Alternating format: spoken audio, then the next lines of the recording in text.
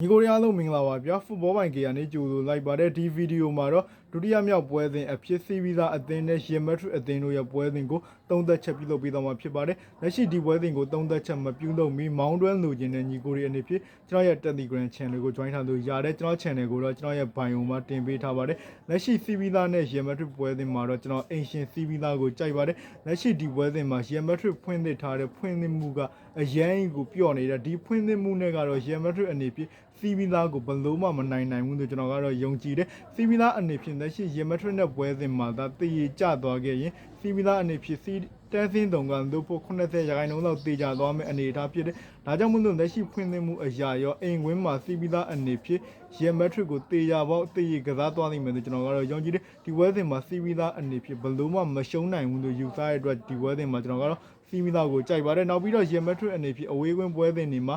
မာယောဂါအိုဆာဆူနာတို့ကိုတောင်မှရှုံးခဲ့တာကြောင့်လက်ရှိစီးပြီးသားနဲ့ပွဲစဉ်မှာဒီဖွင့်သစ်မှုနဲ့ကတော့စီးပြီးသားကိုဘလို့မှနိုင်တဲ့အကြောင်းမရှိဘူးလို့ကျွန်တော်ယူဆတယ်ဒါကြောင့်ဒီပွဲစဉ်မှာကျွန်တော်ကတော့ဘလို့မှမရှုံးနိုင်တဲ့စီးပြီးသားကိုရွေးချယ်ခြင်းပါတယ်အားလုံးပဲနောက်ဗီဒီယိုမှာပြန်တွေ့ပါမယ်